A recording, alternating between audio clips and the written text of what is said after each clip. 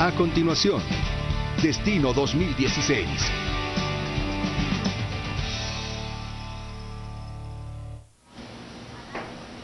Bienvenidos a Destino 2016. Hoy domingo 14 de junio vamos a conversar con un hombre que tiene una larguísima trayectoria en el Estado guatemalteco. Exdiputado, exministro de Economía, expresidente del Banco de Guatemala, es ahora candidato a la presidencia de la mano del expresidente Alfonso Portillo. Él es el nominado por el partido Todos. Le invitamos a que nos acompañe.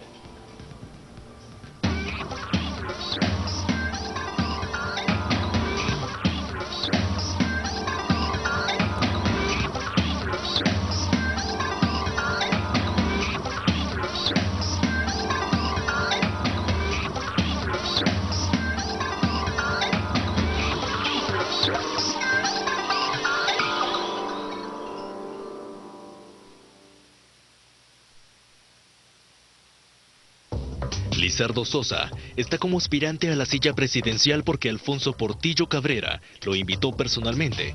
A ambos les une una amistad de 30 años desde que coincidían en reuniones de la Junta Monetaria del Banco de Guatemala. Para responderle a Portillo, Sosa consultó con sus amigos y hasta con el Cristo Negro de Esquipulas. Finalmente aceptó, eso sí, con una condición. Con el partido Todos iría solo como número 1, no como 2. A Roberto Alejos no le quedó otra y tuvo que dejar su anhelo de ser presidenciable. El Pollo, Alfonso Portillo, reconoce en Chalo, Lizardo Sosa, el verdadero cerebro de los precios bajos de la canasta básica durante su gobierno. El ejecutor de las políticas para que no subiera el precio de los alimentos, para que no se encareciera el crédito, para que no hubiera inflación y para que las exportaciones tuvieran un mercado, se llama Lizardo Sosa como presidente del Banco de Guatemala. Y entonces, como yo soy un poquito más alto que Lizardo, yo me veía en la foto y Lizardo no, pero el que hacía el trabajo era Lizardo. Pero también se le señala de refinanciar al Instituto de Previsión Militar durante el gobierno del FRG, fondos que luego fueron dilapidados. Además, rescató el Banco del Ejército, acción que los guatemaltecos aún pagan. Lizardo Sosa fue el único de los 6 hermanos que se graduó de la universidad como economista. A los 13 años tuvo su primer empleo como mensajero. Su madre se dedicaba a lavar ropa y vendía comida. Por su tamaño, no le faltaron los sobrenombres. Le decían Mosco de Piña, Miquillo y hasta Budita. Su esfuerzo lo llevó a graduarse de economista por la Universidad Rafael Andívar. Tiene un posgrado en Planificación y Desarrollo Regional en Alemania. A nivel público fue presidente del Banco de Guatemala entre 1989 y 90, en 1993 y desde el 2000 al 2006. Fue viceministro de Finanzas, ministro de Economía, fue el jefe de Segeplan, diputado por la Democracia Cristiana y miembro de la Comisión Preparatoria del Pacto y Diálogo Fiscal. A nivel privado se desempeñó en Ban Rural y en el consejo directivo de uno de los periódicos más influyentes en el país. Pero en el 2012 viviría uno de los momentos más oscuros de su existencia. En febrero, 2 hombres lo secuestraron. 3 días estuvo cautivo. Nunca se supo cuánto se pagó por su rescate, pero se especula que al menos fueron $100,000. Fueron momentos de incertidumbre para el país. El verdadero móvil nunca se supo, pero en el momento que sucedió el hecho, Lizardo Sosa promovía una intervención a por lo menos 2 bancos privados por falta de liquidez. Un matrimonio fue procesado. El marido fue condenado a 37 años. 13 años después, Sosa, de ideología social cristiana y un economista que cree que hay que quitarle el monopolio a la USAC y al ICS, piensa batallar por lo que él dice, el bien común. El que no quiera servir al bien común y quiera hacer plata, que se salga de la política, que vaya a hacer sus negocios y que ahí tiene todo el derecho de hacerlo. Les quiero pedir su compromiso por la integridad y por darle a la política su función primordial de la búsqueda del bienestar general. Lizardo Sosa, un tecnócrata de 70 años, busca con el partido Todos y con la sombra influyente de Alfonso Portillo Cabrera, detrás suyo, ser el presidente de Guatemala. Bienvenido, don Lizardo Sosa, gracias por estar con nosotros. Al principio queremos arrancar esta conversación discutiendo sobre su trayectoria al frente del Estado. La primera pregunta, le pide a usted que nos diga una cosa, una nada más, de la que se enorgullece usted de su largo paso por el Estado guatemalteco. Es muy difícil encontrar una. ¿Es difícil encontrar una? Pero yo lo que sí me enorgullezco siempre, y que ha sido una fórmula que me ha valido siempre muy bien, es decir siempre la verdad, o al menos mi verdad. Eso cobra importancia porque cuando uno está tratando problemas tan graves como los que tocó tocar, sobre todo en la última trayectoria, pero también en la primera, yo fui ministro de Economía y me tocó batallar con el tema de los precios y todo aquello. Entonces, cuando uno dice lo que piensa, realmente lo que piensa, no hay forma que lo agarre en la mentira en absoluto. Y uno es consistente con sus ideas. Y tal vez de eso me enorgullezca, que siempre tuve la posibilidad de hablar de decir lo que estaba pensando. Don Lizardo Sosa, durante el gobierno de Alfonso Portillo, la Junta Monetaria que usted presidía le dio créditos a los bancos gemelos, el Promotor y el Metropolitano, créditos por casi 435 millones de quetzales.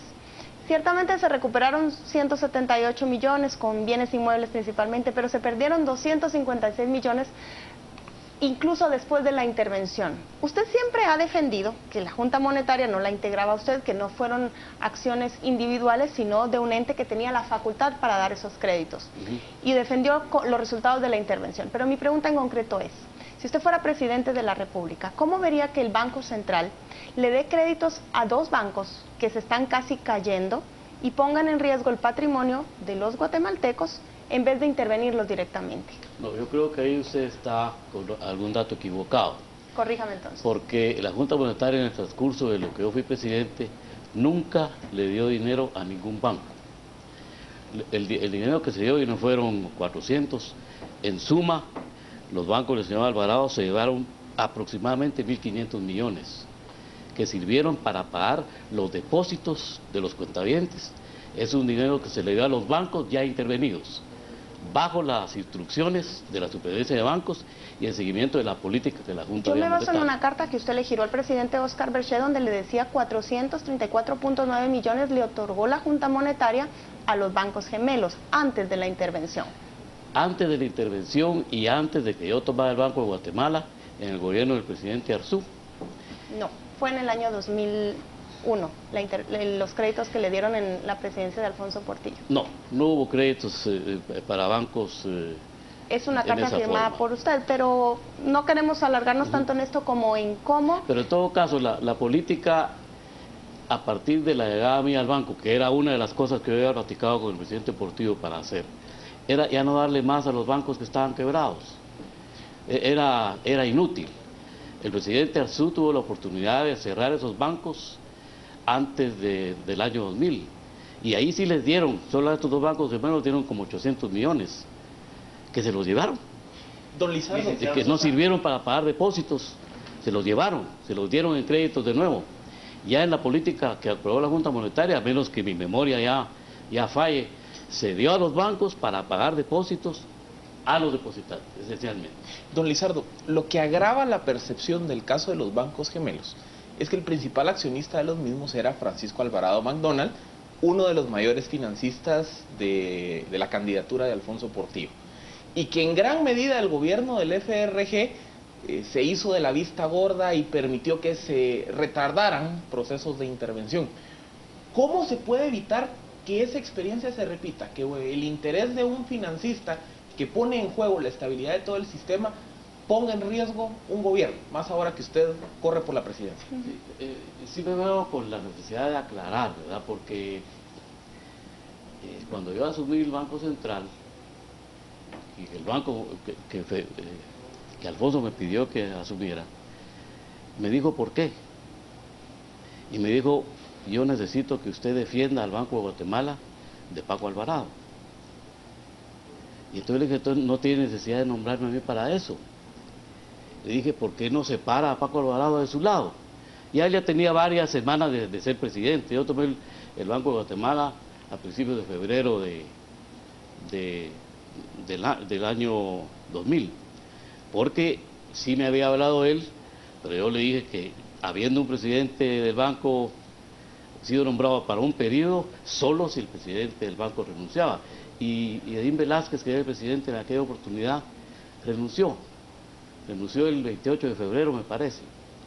Yo todavía le fui a platicar a Edín Velázquez si era cierto que había renunciado, y me dijo que sí, y renunció porque él no aguantaba las presiones de Paco Alvarado para que él empezara a hacer cosas en el Banco de Guatemala. O sea, para mí era claro cuál era la función que el presidente quería que yo desarrollara. Y entonces me dediqué un poco a eso, y empiezo a cobrar un poco de memoria, porque los bancos recibieron en el periodo del presidente Arzú varios créditos dentro de unos programas de reestructuración que los bancos tenían que cumplir, pero los bancos no lo cumplieron y se pretendía que se les diera más. Yo me recuerdo que no les dimos. Más bien lo que la Junta Monetaria aprobó fue una resolución en la que cualquier banco que cayera en un problema de desencaje y de falta de liquidez, era prácticamente automática su intervención. Y eso le ocurrió. Primero le ocurrió al banco empresarial, y después, en febrero de 2001, le ocurrió a los bancos del señor Alvarado. Es decir, esos bancos aguantaron un año. Licenciado Sosa, siempre en ese mismo periodo de gobierno sucede un desajuste también financiero en el Instituto de Previsión Militar y el Banco del Ejército.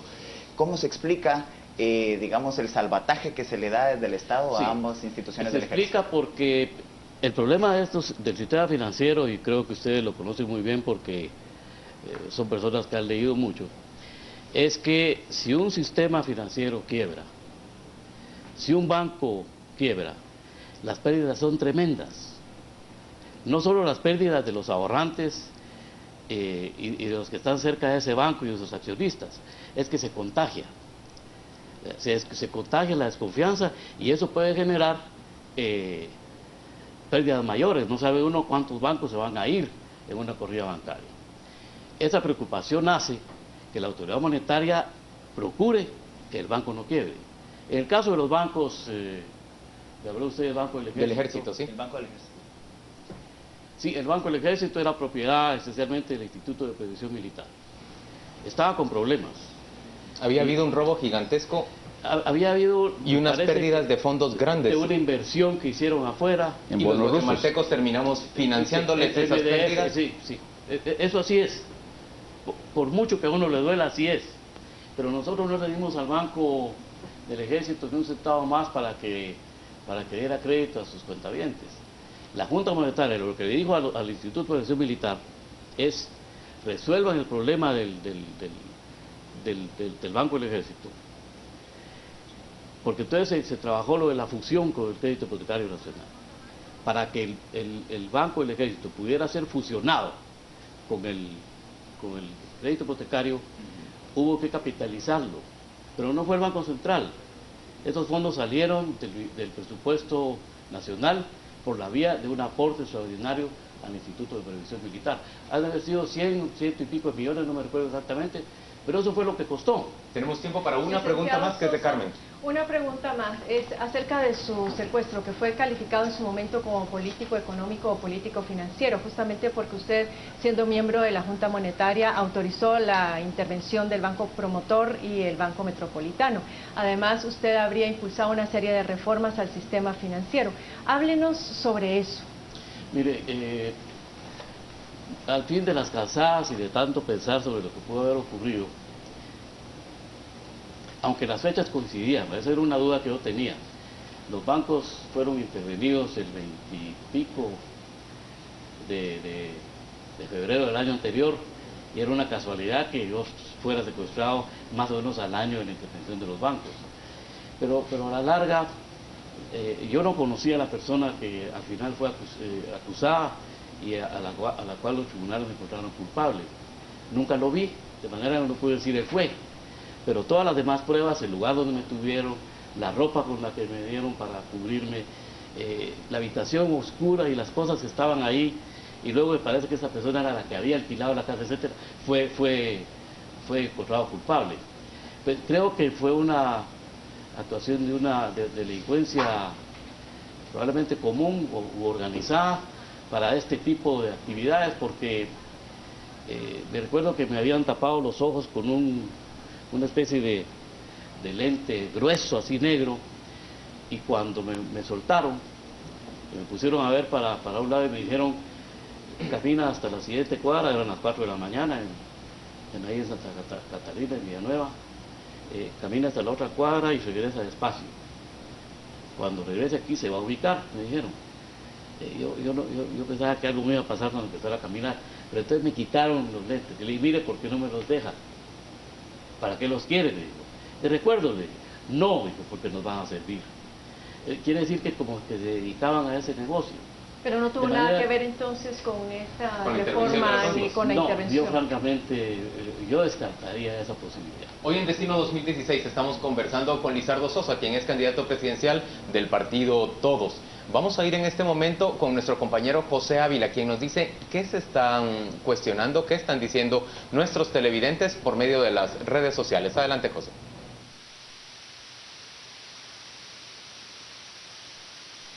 Como visitante hoy, el candidato a la presidencia, Lizardo Sosa, por el partido Todos. Recuerde que nos se puede encontrar a través de Facebook como Destino 2016 y a través de Twitter como @Canal Antiguo utilizando el hashtag Destino Sosa y Destino 2016. Nos vamos a Facebook y es que efectivamente tenemos una pregunta por parte de Raúl Barrera. Raúl Barrera dice, el partido Todos propone la reforma del Estado. Son palabras mayores. ¿Qué significa cambiar el sistema económico, político y social? ¿O simplemente redactar una nueva constitución que permita a Alfonso Portillo postularse por segunda vez a la presidencia de la República? Ahora nos vamos a Twitter y es que en Twitter Coca Godoy nos pregunta lo siguiente. Señor Sosa, ¿cuáles son las medidas macro que implementará para mejorar la recaudación? Estas son las preguntas que tenemos a través de las redes sociales. Agradecemos su participación e interacción. Recuerde que los comentarios son bienvenidos. Por ahora, Juan Luis, voy a regresar con ustedes para continuar con el análisis. Gracias, Sosa. Gracias, José. Y gracias a don Lizardo Sosa, quien nos acompaña hoy en Destino 2016. Y la pregunta fundamental para responder, antes de irnos rápidamente a la pausa comercial, don Lizardo, tiene que ver con si esa reforma profunda que está planteando su candidatura y el partido Todos para el siguiente periodo de gobierno, tiene que ver en realidad con una intención de propiciar la reelección de Alfonso Portillo a la presidencia de la República. No, lo que nos anima, muy en especial a mí, pero también al resto, es este reclamo ciudadano que ha estado en las calles las últimas semanas. Creemos que esa reforma del Estado es urgente, creemos que si se puede avanzar ya, debería de avanzarse. Yo soy partidario de que se cambie y se modifique la ley electoral de partidos políticos, por ejemplo, porque vamos a esperar a 4 años a empezar a limpiar el sistema político de Guatemala. Es costoso. Si yo llegara a ser presidente sería muchísimo más fácil serlo con partidos políticos que empezaron ya a limpiarse y a mejorarse, a tener que esperar 4 años largos para que eso ocurra. Don Lizardo, vamos a ir a la pausa comercial, pero al volver vamos a discutir con usted sobre esa asociación suya con el expresidente Alfonso Portillo, su promesa de luchar en contra de la corrupción, justamente cuando entra a la palestra acompañado de una persona que en términos nacionales es visto como una imagen de lo corrupto en nuestro país. Ya venimos.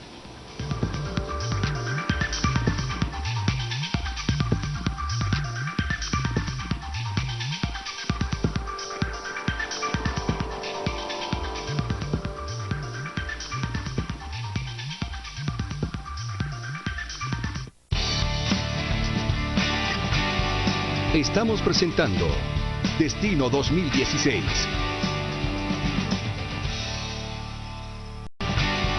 Estamos presentando Destino 2016.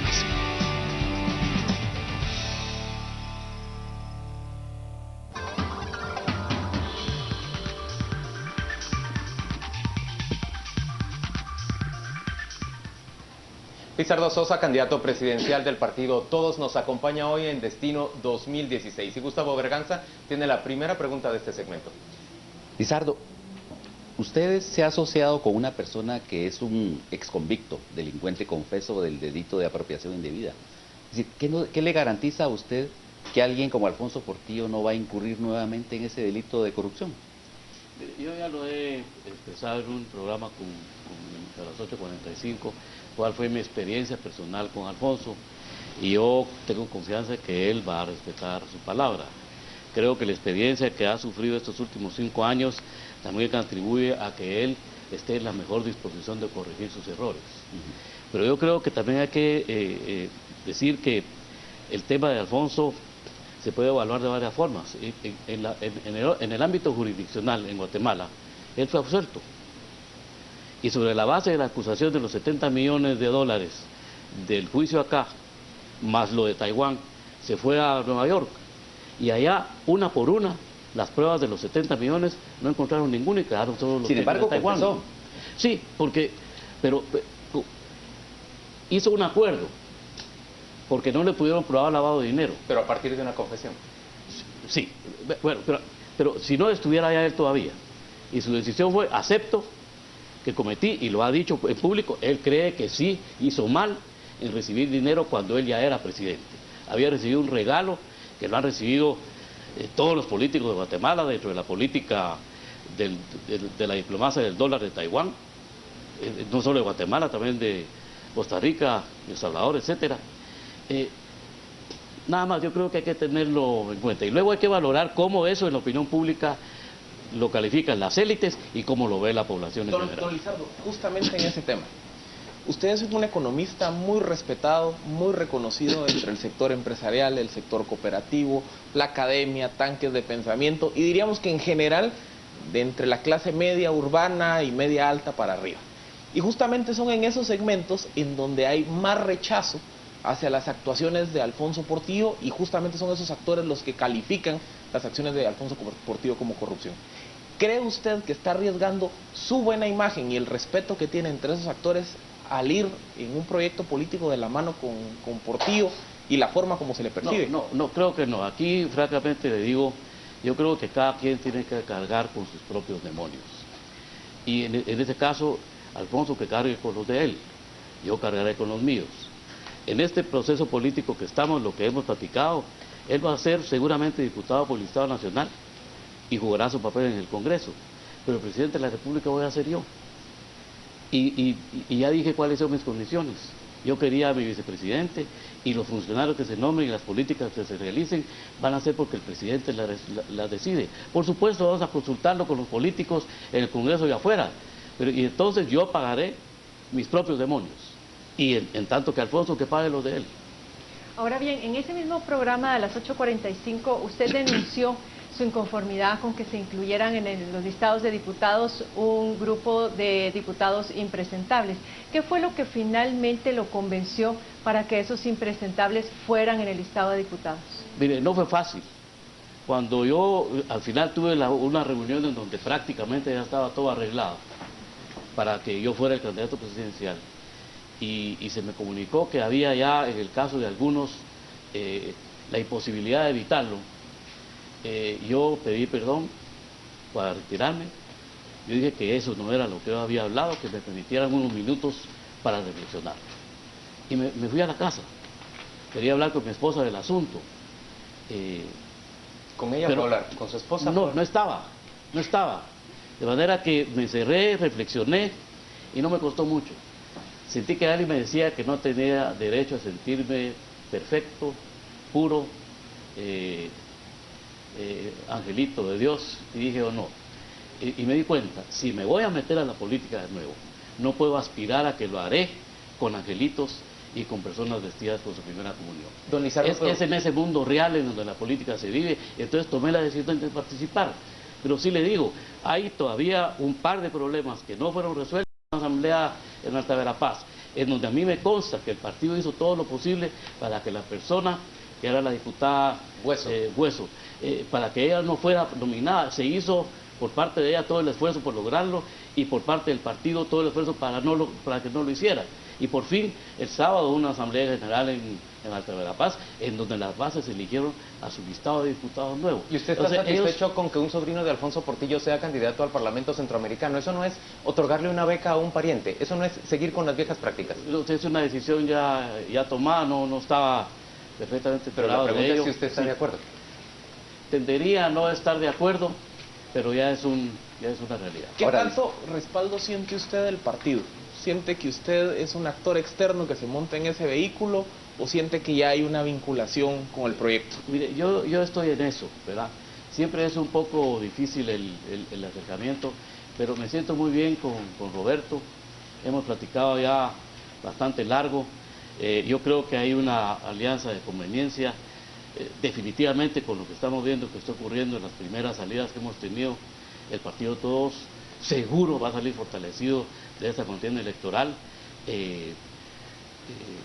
Y yo creo que sí vamos a contar con el respaldo del partido para en adelante. Usted hablaba hace un momento del recambio de la política. Sin embargo, el Partido Todos no presenta ningún cuadro nuevo. Pareciera que la mayoría de la cúpula partidaria son personajes que vienen en la política desde hace 30 años. ¿Qué opinión le merece el nepotismo que ya se refirió y que no haya un recambio generacional en el partido? Mire, el cambio en las autoridades del partido le corresponde cuando el partido tenga su asamblea general ordinaria. Ahorita lo que han habido son asambleas generales, que no sé si le llaman extraordinarias, pero para el estricto objetivo de nombrar y nominar candidatos. Yo creo que será un trabajo en el que yo creo que el influjo de la gente que está incorporándose ahora mismo al partido. Hay una llegada de nueva gente del partido, hay muchos demócratas cristianos que están llegando y eso va a acrecentar el diálogo interno. No, son generaciones... ¿Demócratas cristianos? Sí, demócratas cristianos. Sí, hay de todo, pero va a haber una renovación de cuadros y yo espero que sea con mucha participación joven. Ahora, Lizardo, perdona que insista con el tema de la corrupción. Usted dice que no va a estar rodeado de angelitos. Bueno, eso es obvio, que no va a estar rodeado de angelitos. Pero entonces, ¿qué garantía hay de que no se va a repetir durante un eventual gobierno suyo lo que ya hemos estado viendo en estos últimos gobiernos? Mire, ¿qué puede hacer el presidente, por ejemplo, con bancadas en donde hay notorios diputados corruptos? Bueno, pues esa es una cuestión en la que yo decía antes, si tan solo pudiéramos reformar la ley electoral de partidos políticos ya y ponerla en vigor ya. Yo creo que sería un cambio, aunque algunas de sus prescripciones no entraran en vigor de inmediato, ya sería prácticamente un juego cantado de una depuración futura automática en los partidos políticos. Mire, yo creo que, de nuevo vuelvo a decirle, cada quien tiene que lidiar con sus propios demonios. Nosotros hemos estado hablando con Mario sobre la forma como vamos a nombrar al gabinete y a los colaboradores de gobierno. Vamos a ser muy exigentes. Queremos calidad, queremos responsabilidad, confiamos en que los hombres de bien de Guatemala no van a rechazar nuestro llamado para participar. Y entonces vamos a tener un ejecutivo, vamos a decirle, de lujo, lo queremos tener.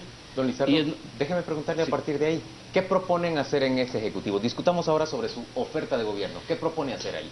Déjeme un poco terminar la anterior. Le damos mucha importancia a tener funcionarios dignos, porque creo que la dignidad del funcionario ha sido lastimada y no ha habido un funcionario digno que tenga criterio propio, que pueda decirle al vicepresidente, al presidente su opinión y que sea respetada, y que en todo caso sea convencido de que lo que hay que hacer es lo que debe de hacerse. Pero no, aquí hemos tenido casi que, en algunos casos, incluso de ministros, de borregos que siguen instrucciones. Yo no quiero ministros así.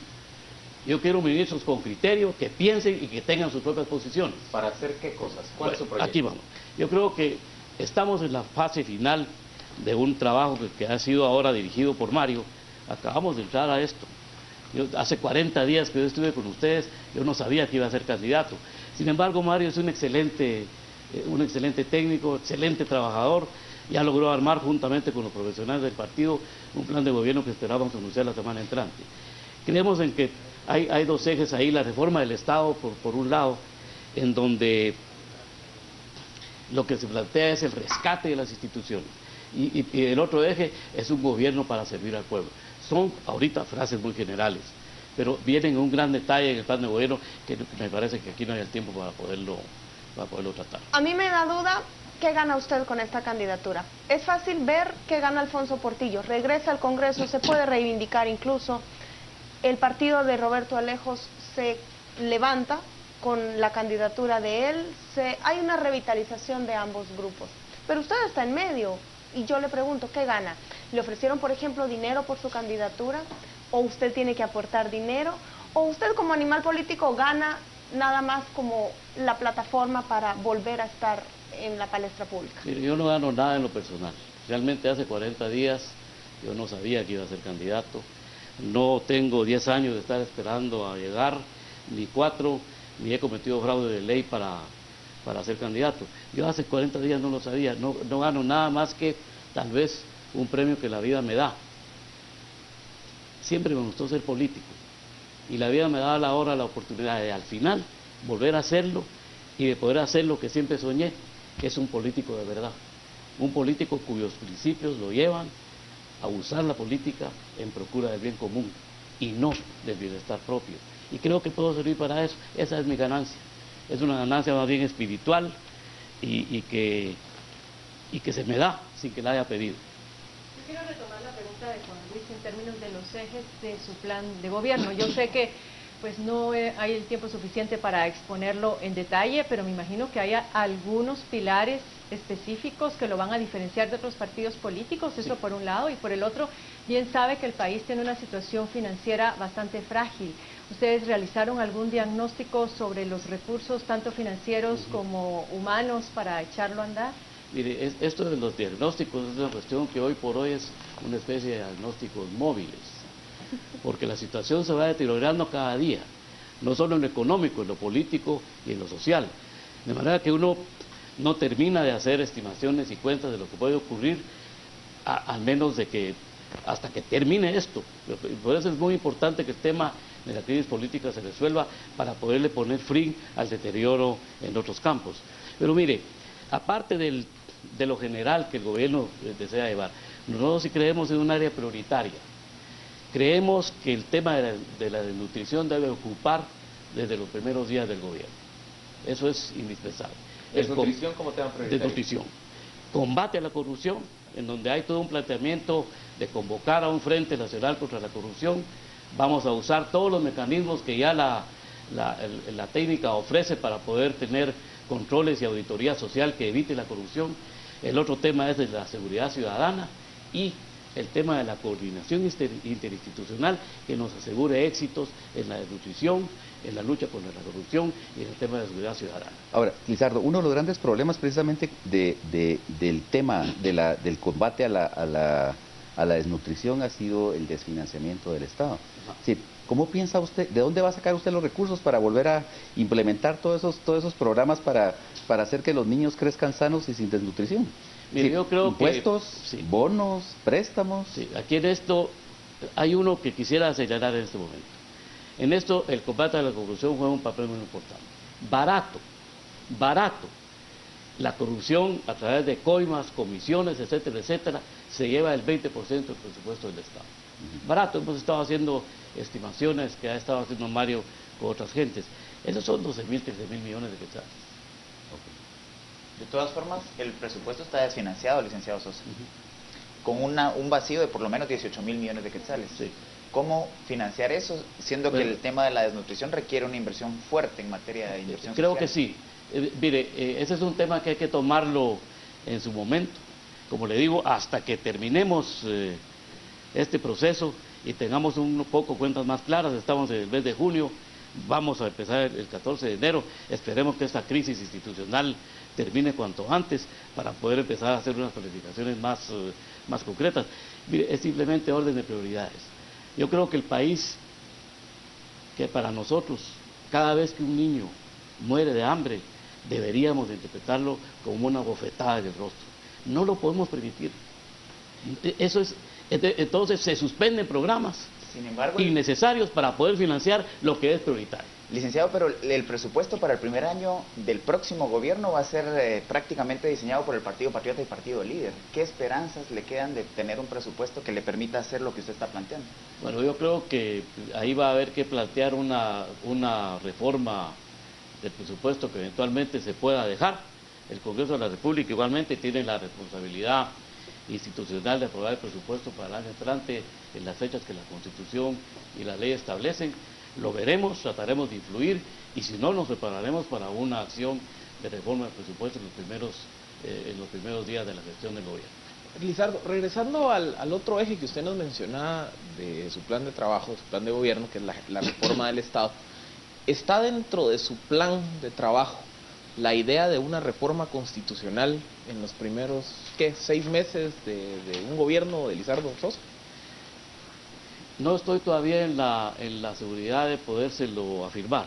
Lo que sí le quisiera decir es que algunas de las reformas que van a permitir el rescate de las instituciones muy seguramente van a requerir alguna reforma constitucional.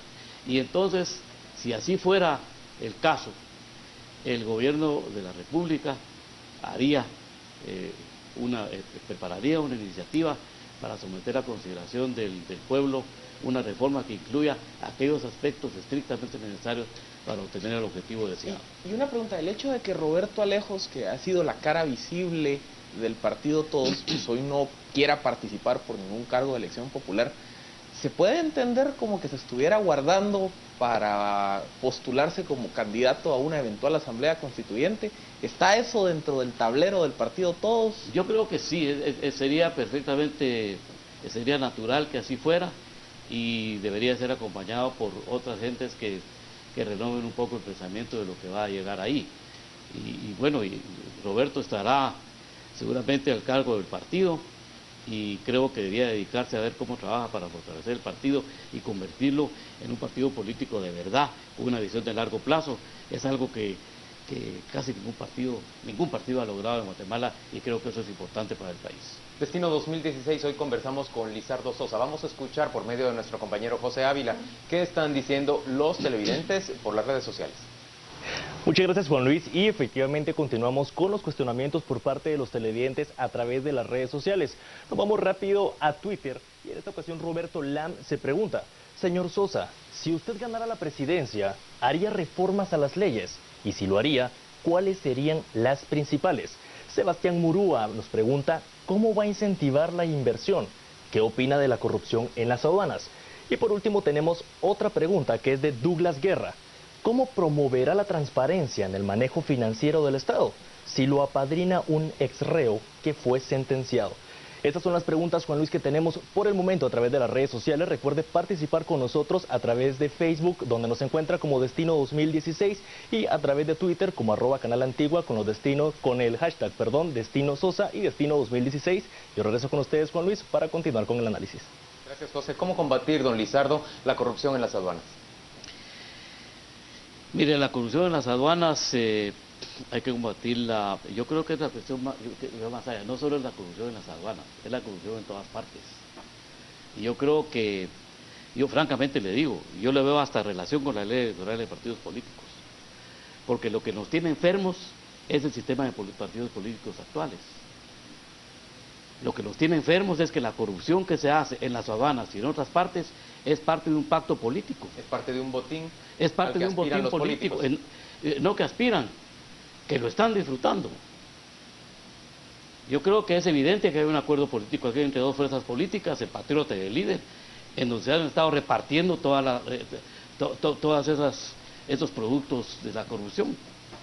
No se olviden ustedes de una partida presupuestaria sin destino específico que fue aprobada en el presupuesto del año pasado, era para repartírselo entre los dos. Pero Lizardo, una medida específica para tratar de frenar la corrupción de las aduanas. Mire, hay procedimientos, Gustavo, que se pueden utilizar para ello. Yo creo que lo primero es rescatar la SAT, la autonomía de la SAT. El problema de haber politizado los nombramientos de la SAT es lo que ahora tenemos. Y le digo politizado porque se politiza la institución y después se abren puertas donde pasan los furgones sin pagar impuestos o de cualquier manera. Técnicamente hay muchos procedimientos que se pueden usar de auditoría que ofrecen las entidades internacionales y que pueden usarse para el control de las aduanas.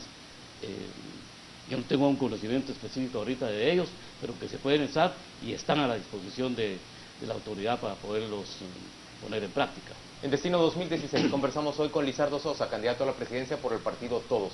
Vamos a hacer una breve pausa comercial y volvemos dentro de muy poco para discutir sobre su posicionamiento ideológico, por supuesto también más sobre su oferta de gobierno y sus proyectos para el futuro.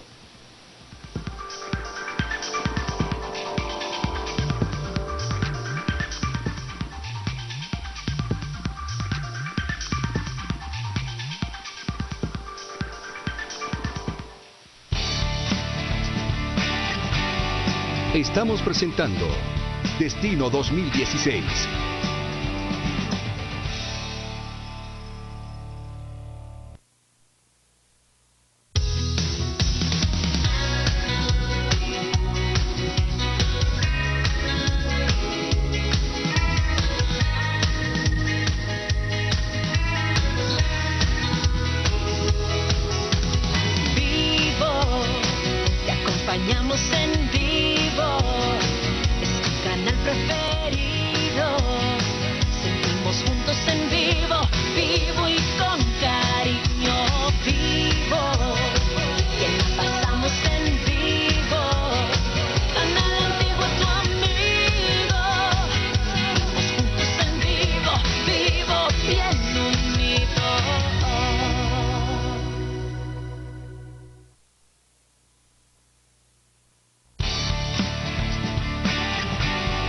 Estamos presentando Destino 2016.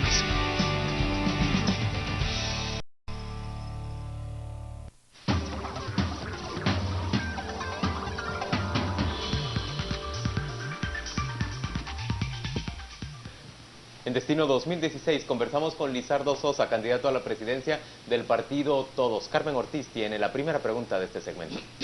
Quiero referirme a un tema actual y es a la contaminación que se dio en el río La Pasión, el caso de Sayacché. Y como usted hablaba sobre la necesidad de continuar los esfuerzos en seguridad alimentaria. En este caso en particular, pues cobra bastante auge la expansión de los monocultivos en el país y sobre todo la expansión de los agrocombustibles. Ello, como usted bien sabe, pone en peligro la biodiversidad, nuestra cobertura forestal, hay abuso en el uso del agua y, en fin, una serie de problemáticas. ¿Cuál es su propuesta para tener mayor control en este tipo de situaciones y que no se repitan en el país, poniendo en riesgo la integridad, la salud y la vida de nuestros conciudadanos?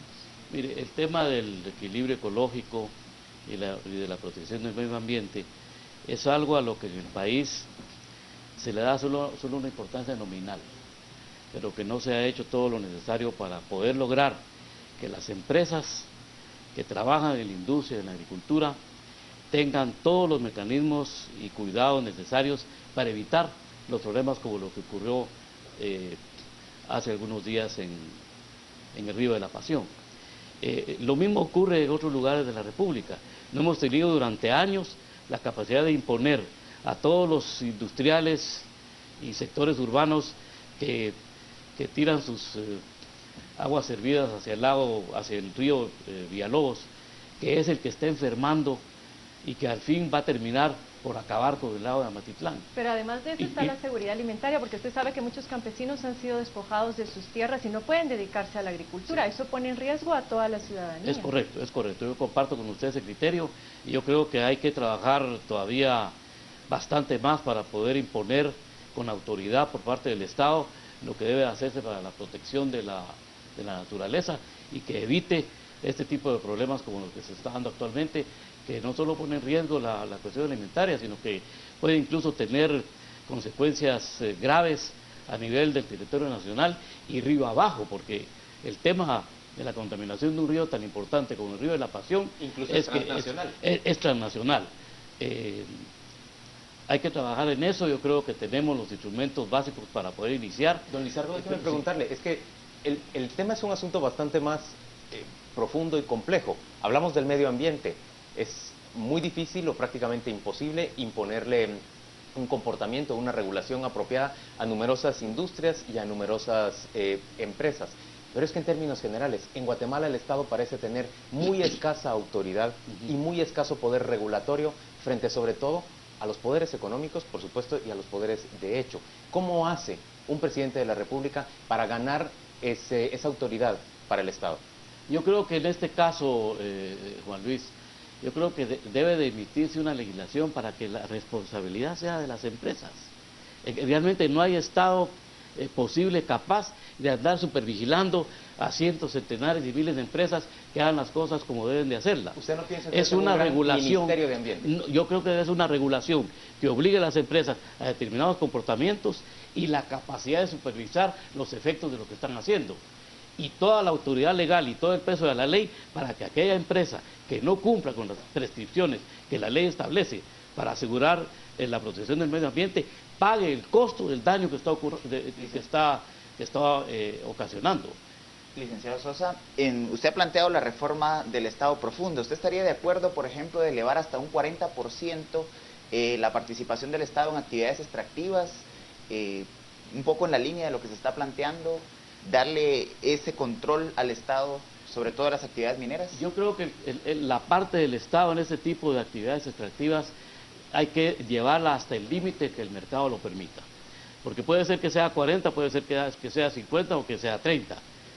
Pero tiene que ser una participación que dé la posibilidad del interés y el incentivo al sector privado para meterse a invertir. Lo que era ridículo era tenerlo en 1%, y que nos tardamos no sé cuántos años, después de que los políticos hablaron año tras año, al final para subirlo a 10%, menos el JADE, por las razones que ya todos sabemos. Y de repente 10% es bajo, pero probablemente 40% sea alto para algún tipo de explotación. Esto tampoco tiene por qué ser parejo, depende de la naturaleza del recurso, de sus condiciones de mercado internacional, ¿verdad? Para poder establecer en una forma diferenciada cuáles son las cargas con las que el Estado podría aplicarse para participación en ese tipo de actividad. Don Lizardo, en el spot introductorio veíamos que el expresidente Portillo lo califica a usted como el artífice detrás de las razones por las cuales el gobierno portillista es bien recordado en materia económica.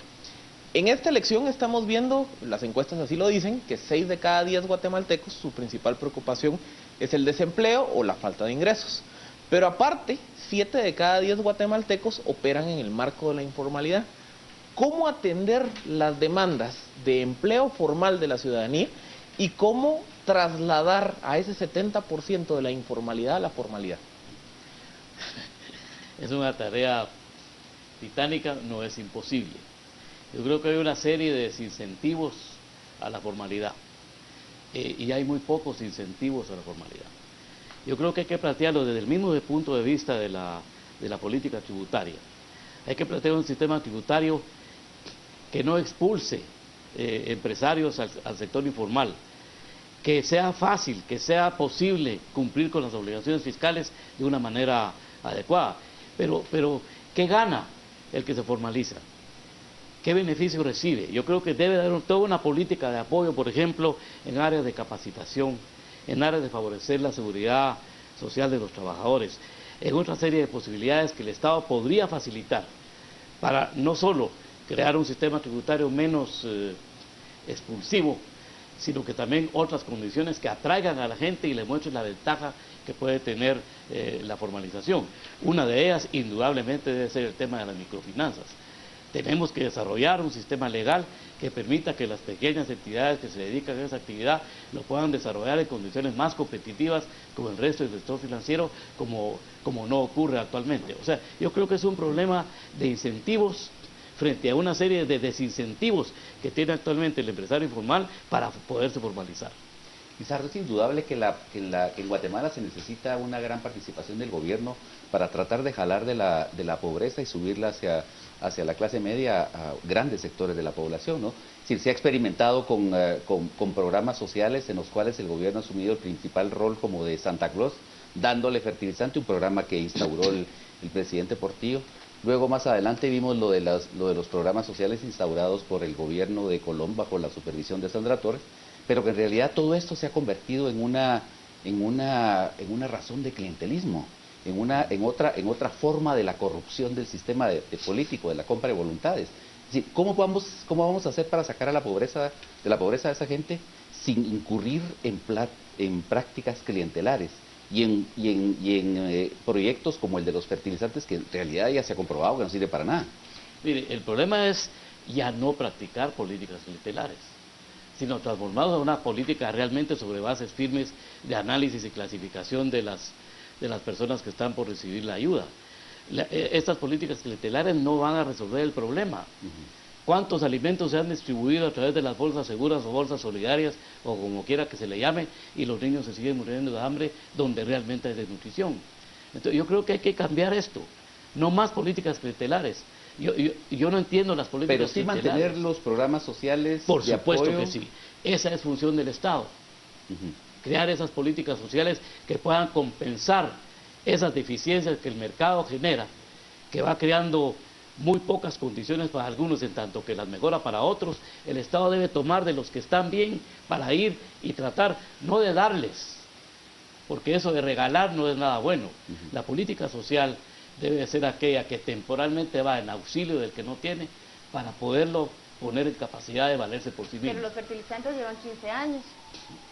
Hay que terminar con eso y hay que generar otro tipo de política que no sea de carácter clientelar, porque aparte de esto, los políticos que no nos cuenten que creen que las políticas clientelares les generan votos.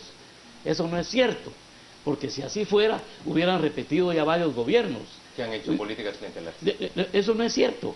No, ¿Sabe usted cuál es la razón de las políticas clientelares? Las compras que se hacen, que es donde se gana la comisión del 30-40%. O sea, es más no es más eso no que es la el voto. distribución a la gente. Es la comisión que se ganan en las compras que hacen para realizar esas políticas. Don Lizardo, usted ha sido ministro de un gobierno demócrata cristiano, ha sido presidente de ACIES, ha asesorado al cooperativismo. En términos generales, su trayectoria política parece estar bien definida como un social cristiano, apegado, digamos, a los principios sociales que emanan de la Iglesia de Roma, de la Iglesia católica.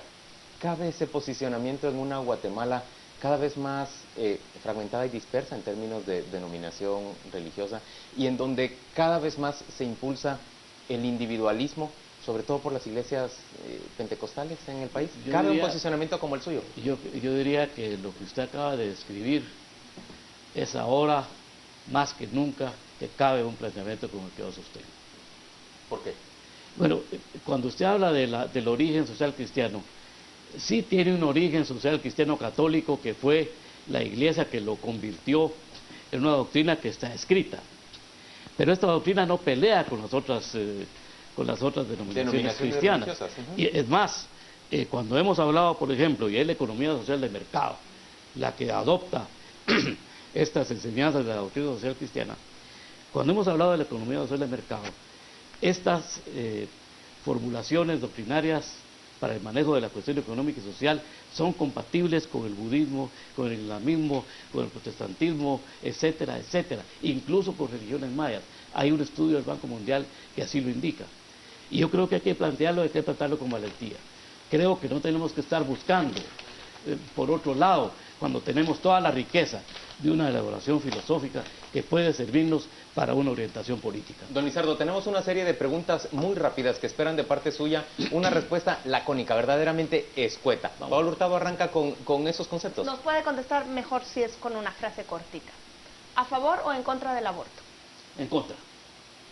¿A favor o en contra de la pena de muerte? En contra. Reforma agraria y uso de la tierra cultivable en función social.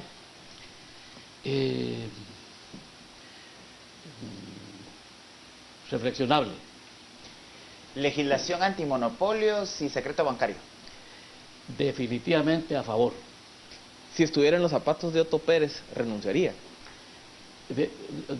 Hubiera renunciado antes de iniciar un proceso judicial contra él. Creo que ahorita él está en unas condiciones en las que él tiene que evaluarlo de otra manera, ya no solo por tema de legitimidad democrática. ¿Rompería el monopolio de la televisión abierta o lo mantendría? Lo rompería. ¿Apoyaría la unión de homosexuales? No la apoyaría, la respetaría. ¿No la impediría? No la impediría. ¿Juzgaría usted a los militares causantes de problemas de derechos humanos durante el conflicto armado? No me correspondería a mí juzgarlos, pero usted como tendría presidente una opinión positiva de que eso ocurra. Eliminación de exenciones y exoneraciones fiscales. Totalmente a favor. Posición sobre inversión social y prioridades. Positivo, inversión social, positivo. Hay que empezar desde abajo, de nutrición, educación, para ir pasando a aquellas que pueden promover una persona más educada, más capacitada, más en posibilidades de ser. Salarios mínimos diferenciados.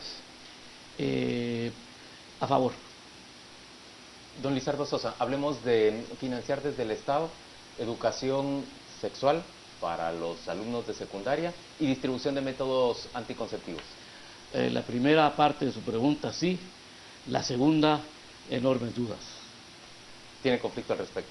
Hay una última pregunta antes de terminar estas breves posiciones. Le preguntamos a los candidatos cuál es su estado civil y queremos hacer el punto que esta no es una pregunta exclusiva para las mujeres. Don Lizardo, explíquese ante los guatemaltecos cuál es su estado civil. Casado. Felizmente casado. ¿Con cuántos hijos? Tengo 4 hijos, 10 nietos. Don Lizardo, ¿usted estaría dispuesto a participar en un debate propiciado por el Canal Antigua, un debate presidencial propiciado por Canal Antigua? En cualquier debate. Creo que en un proceso electoral el pueblo tiene el derecho y los candidatos la obligación de plantear sus ideas y de exponerlas con amplitud. Señores, antes de despedir a don Lizardo Sosa, vamos a pedirle a nuestro compañero José Ávila que nos diga qué se está comentando en este momento en las redes sociales y a plantear, por medio de nuestros televidentes, la última pregunta para el candidato invitado el día de hoy. Adelante, José. Muchas gracias, Juan Luis. Continúan las preguntas al presidenciable para el partido Todos y la pregunta seleccionada a través de Twitter es para Carolina. Carolina pregunta, ¿aceptaría en su partido a Roxana Valdetti si ella se lo pidiera? ¿Sí o no? Esta es la pregunta que tenemos a través de las redes sociales. Agradecemos su participación y comentarios. Déjenme contarles que somos Trending Topic en las redes sociales y nosotros nos vamos a volver a ver hasta el siguiente domingo a las 10 de la noche. Con esta pregunta, Juan Luis, regreso con ustedes hasta el set principal. Don Lizardo, usted tiene la palabra. Bueno, definitivamente, si de mí dependiera, no. Lizardo Sosa, gracias por acompañarnos en Destino 2016. Vamos a la pausa comercial en este momento y volvemos para los comentarios finales de los integrantes de este panel.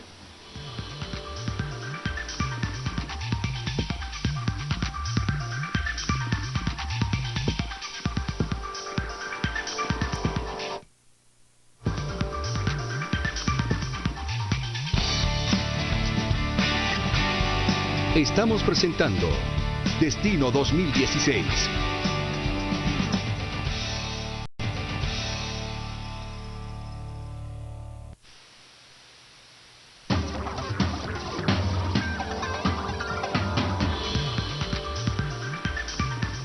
Hoy en Destino 2016 hemos conversado con el expresidente del Banco de Guatemala, exdiputado, exministro de Economía, Lizardo Sosa, un hombre de larguísima trayectoria en el Estado guatemalteco. Los panelistas tenemos ya cada uno una conclusión, una opinión que ofrecer respecto de esta charla. Arrancamos con la opinión de Pablo Hurtado. Me parece que es un entrevistado que como buen animal político tiene facilidad para explicarse. Hay dos vacíos, sin embargo, que yo noté en esta entrevista, que al final fue bastante corta. La explicación de cómo implementar medidas de protección del medio ambiente, primero dijo que a los empresarios, luego dijo que un marco legal, pero la supervisión, y al final ese es el problema que tenemos, que la supervisión no sirve. Lo otro es que él se justifica en que hace 40 días él no estaba pensando en nada y hay todavía decisiones que él sabe que él no toma y que por las que él no puede responder dentro del partido. Pero por lo demás, don Lizardo Sosa es un candidato con el que se puede conversar y seguramente es un buen participante en un debate presidencial de los que estamos pensando. Don Gustavo.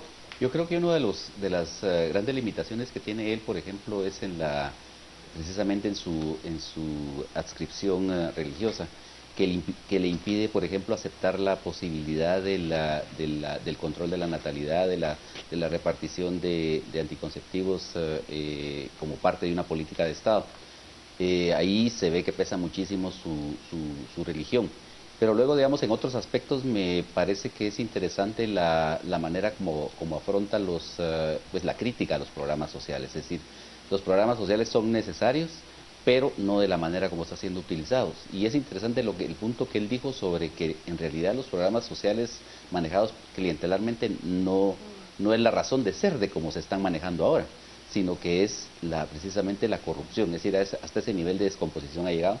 Me gusta también la convicción con la que él habla de que la génesis del problema guatemalteco, del sistema político, del sistema judicial, es precisamente la necesidad es decir, los partidos políticos y la forma de afrontarlo es la necesidad de reformar la ley electoral y de partidos políticos. Bueno, yo creo que es un candidato en términos de formación y de seguridad de su idea bastante competitivo. Sí, vamos a ver qué capacidad tiene él también para levantar entusiasmo. Yo no lo he visto nunca en la tarima. habría que ver si logra transmitir con la misma facilidad con que nos transmitió a nosotros sus ideas al resto de la gente. A mí me gusta su personalidad serena. Yo creo, hoy lo vi mucho más tranquilo, mucho menos emotivo, mucho más racional de la entrevista que le hicimos la última vez. Y esa serenidad para mí tiene que ver con la seguridad que da la experiencia. Es un hombre que ha pasado por la función pública y creo que eso lo hace comportarse como lo hizo esta noche. Me preocupó el hecho de que no sentí que tuviera un plan de gobierno muy claro.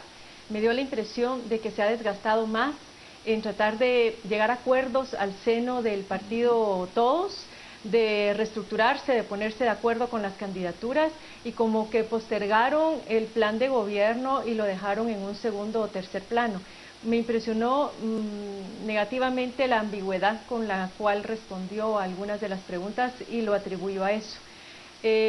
Por otro lado, sí creo que tiene muy poco tiempo para poder promover su candidatura, no solamente en las áreas urbanas, sino también en las áreas rurales, y me preocupa el hecho de que sea una persona, no es el único candidato, esto aplica también a otros, que va sin estructura de partido y también sin una mayoría asegurada en el Congreso de la República, con lo cual la gobernabilidad estaría un poco cuestionada. Bueno, a mí me parece que es un tecnócrata que brinca al papel de político y se le nota muy claramente la rigidez de tecnócrata, la rigidez de un profesional, de un experto en temas económicos que no logra romper con los esquemas racionales y técnicos, filosóficos y llegar al planteamiento político que es mucho más flexible. Coincido plenamente y ha sido el factor común de todos los candidatos, no tienen plan de trabajo, parecen muy improvisados los planteamientos y un elemento que llama poderosamente la atención es que montan el plan de trabajo sobre un argumento de Alfonso Portillo que lo plantea inmediatamente al regresar al país, es decir, pareciera que van a mover los ejes del plan de trabajo sobre el discurso y los planteamientos de reforma del Estado de Alfonso Portillo. Y preocupa también el tema de que a estas alturas todavía los dos ejes de trabajo que refería no están muy claros. Mantienen el tema de hambre cero, solo que desde otra perspectiva, el combate a la desnutrición, y poca claridad, no se abordó absolutamente nada en materia de seguridad con concreción. Bueno, yo creo que es de los candidatos que con más fondo, es de los candidatos que mejor pueden hablar de temas de Estado, justamente su experiencia en puestos claves de la administración pública le otorga ese bagaje. Como candidato creo que es un candidato que se enfrenta a una contradicción que será interesante ver cómo se dilucida en las siguientes semanas. Y es que Lizardo Sosa es un economista muy respetado y conocido entre segmentos urbanos que rechazan a Alfonso Portillo. Y la apuesta electoral del partido Todos es apalancar la candidatura de Sosa y en general de todo el partido sobre la popularidad que pueda tener Portillo en segmentos populares y rurales, en donde la figura de Sosa no es conocida. Entonces, hay que ver cómo balancea esos dos lados de la ecuación y al final de cuentas si el efecto Portillo es suficiente para subirlo electoralmente hablando o si el efecto Portillo le va a matar solo el apoyo que ya pueda tener entre algunos segmentos urbanos. Yo debo decir respecto a Lizardo que lo encuentro como francamente un candidato sólido, un político de larga trayectoria en nuestro país. Ya lo decía Cristian, un tecnócrata, pero no simplemente un tecnócrata, me parece a mí un tecnócrata mezclado con político, lo que hace sus decisiones, digamos, bastante más, tienen más juego de cintura, tiene más capacidad para asumir decisiones frente a una realidad concreta y no basado estrictamente en un manual de comportamiento o en un ideario político. Me parece que justamente por ese conocimiento, Lizardo Sosa, en muchos sentidos, nos ofrece respuestas más ambiguas de lo que nosotros quisiéramos encontrar.